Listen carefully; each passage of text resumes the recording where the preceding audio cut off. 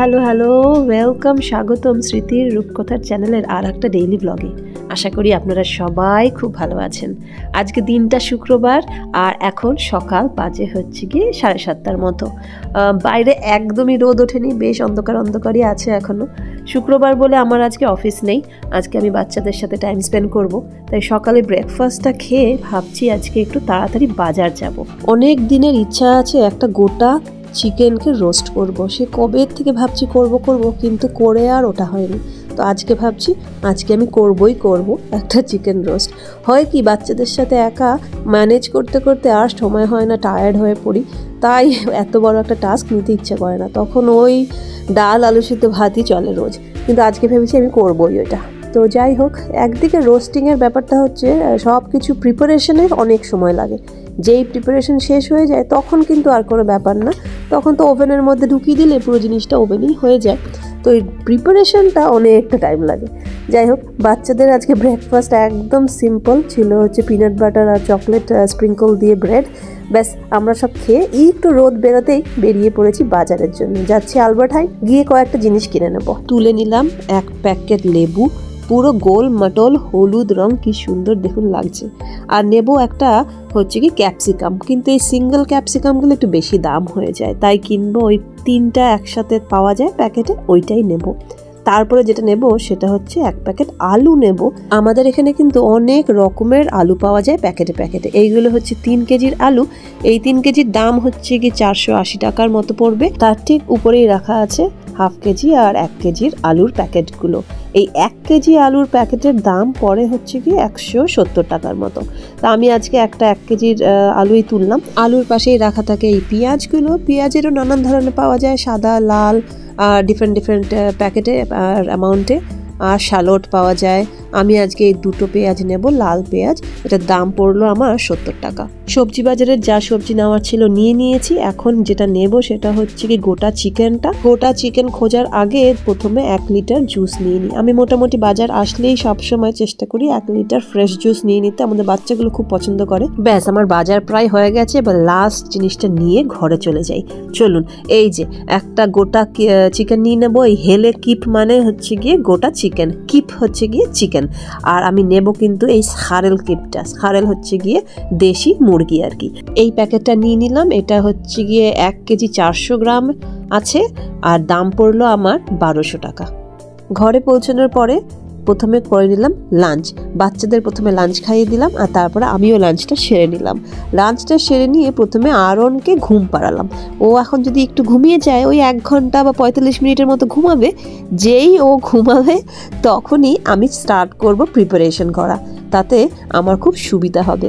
কারণ কি, যেই আরন ঘুমাবে তখন আমি রোহানকে কোনো একটা পাজল বা কোনো একটু ড্রয়িং দিয়ে একটু সময় হলেও ওকে স্থির রাখতে পারবো। আর সেই সময়টাই আমাকে পুরো কাজটা করে নিতে হবে। আর কাজটা বলতে ওই যে বলেছিলাম আগে, ওভেনে ঢুকিয়ে দিলে বেশি কাজ নেই, কিন্তু তার আগেই প্রিপারেশনের জন্য অনেক কিছু কাজ আছে। যেমন সবজিগুলোকে একটু কেটে আমি একবার হচ্ছে গিয়ে একটা জলে বয়েল করে নেব। বয়েল করে তারপরে আমি ওভেনে ঢুকাবো। আর চিকেনটাকেও প্রিপারেশন করতে হবে। চিকেনের স্কিনটাকে সরিয়ে দিয়ে তারপরে ম্যারিনেশন করে তারপরে কিন্তু ওভেনে ঢুকাবো। তো ওই বেসিক্যালি এই সব কাজগুলো বাচ্চাদের সাথে কিন্তু করাটা বড় ঝামেলা হয়। তাই ফিঙ্গার ক্রসড, বাচ্চারা যেই আরন যেই শুয়ে পড়বে, আমি একদম তরজর করে একদম স্টর্ম হয়ে পড়বো, ঝড়ের স্পিডে আমি আজকে কাজটা সেরে নেব। আমি কিন্তু রান্না করতে খুব ভালোবাসি, আর রান্না করে খাওয়াতে খুব ভালোবাসি। খুব স্যাটিসফাইড ফিলিং হয় যখন রান্না করে একটা সুন্দর প্লেটিং করে কাউকে সার্ভ করি। আর সত্যি কথা বলতে গিয়ে ছোটোবেলার থেকে কিন্তু রান্না করতে কোনোদিনই হয়নি। মা কিন্তু কোনোদিনই অ্যালাউ করেনি রান্নাঘরে ঢুকতে। ফার্স্টলি বিকজ আমি ঘরের ছোট মেয়ে, তাই আমাকে কখনোই রান্না করতে হয়নি। আমাকে বলেছে পড়াশোনা করো ভালো করে মন দিয়ে, আর সেটাই আমি করেছি। প্রথমবার রান্না শিখতে হয় বা শিখেছি, অ্যাকচুয়ালি শিখতেই হয়, সেটা হচ্ছে কি পর্তুগালে যখন আমি পিএইচডি করতে আসি।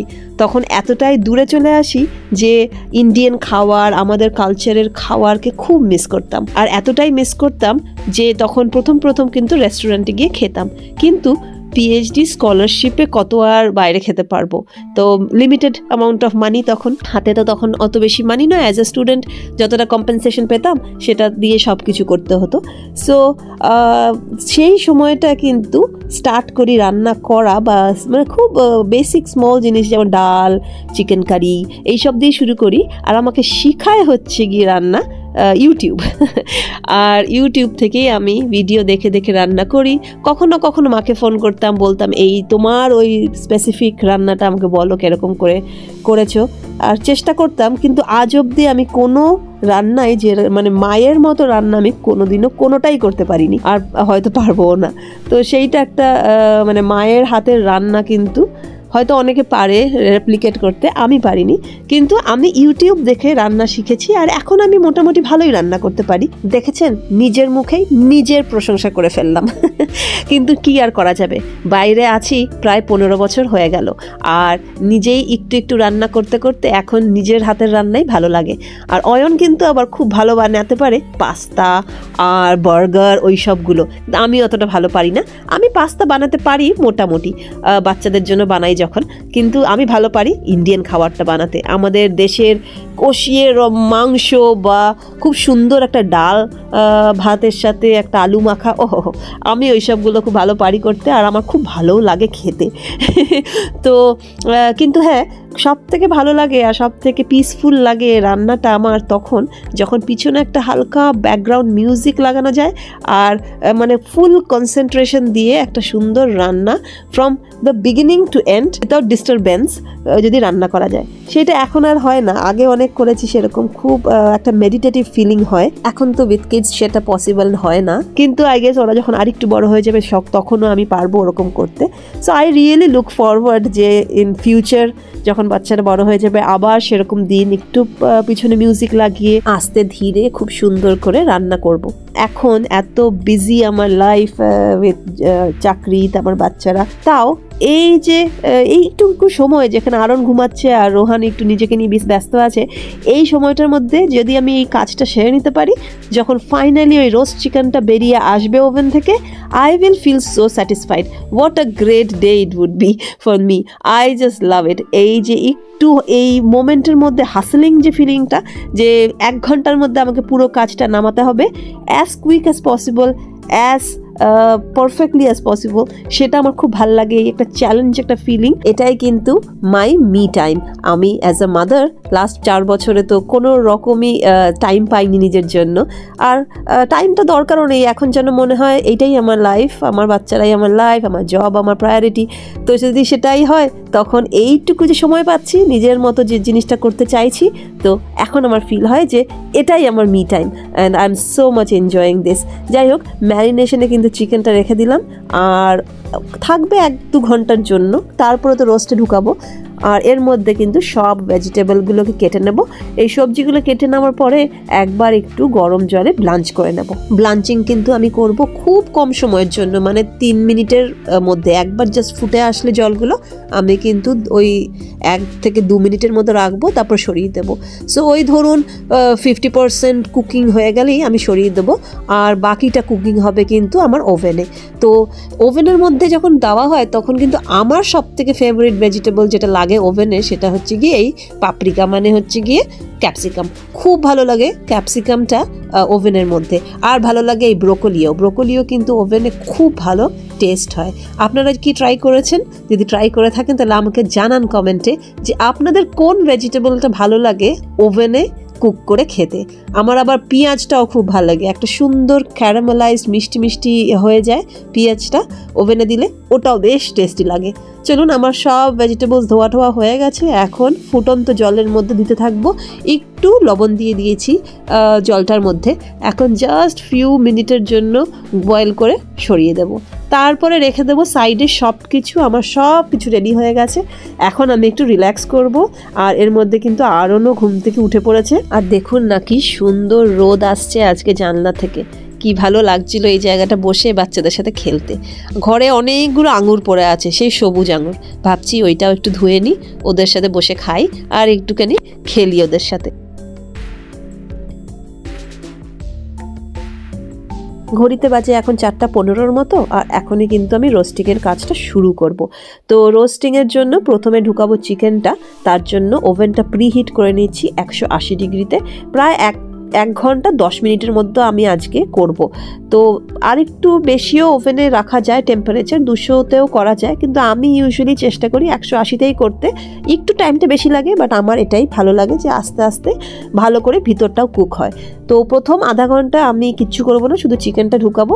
তারপর আধা ঘন্টা পরে চিকেনটা বের করে ওটাকে আর একবার উল্টে পাল্টে তার মধ্যে আরেকটু ম্যারিনেশনের যে ঝোল ফোলগুলো আছে সেগুলো আরেকবার লাগিয়ে দিয়ে আর একবার হাফ অ্যান আওয়ারের জন্য ঢুকাবো। আর সেই সময়টা আমি কিন্তু সবজিগুলোও ঢুকাবো। তো লাস্ট হাফ অ্যান আওয়ার সবজিটাও আমার রোস্ট হবে। এখানে সবজির মধ্যে দিয়ে দিলাম অলিভ অয়েল আর হচ্ছে গিয়ে লবণ। এখানে সব সবজির সাথে আছে কিন্তু পেঁয়াজ আর রসুনও।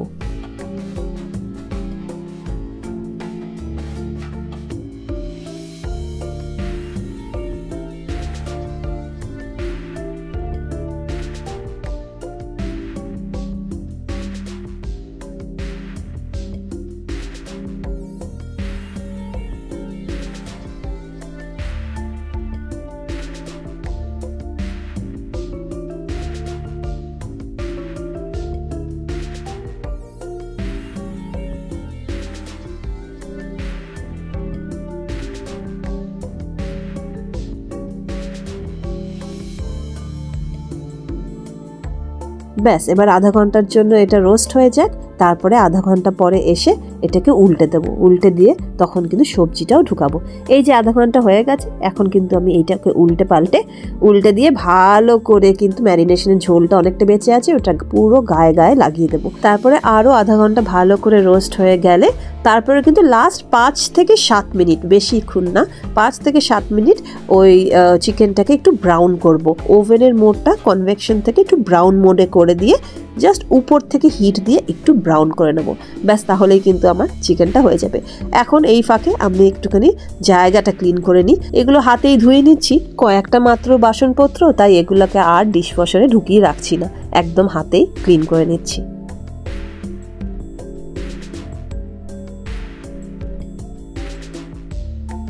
Voila!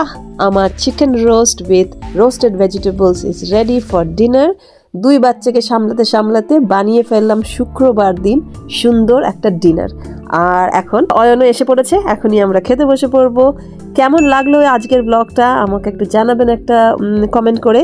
আর খুব শীঘ্রই দেখা হবে আর একটা নতুন ব্লগে। আনটিল দেন ভালো থাকবেন, সুস্থ থাকবেন, ভালো রাখবেন আর খুব ভালো কথা চিন্তা করবেন। Take care, bye by.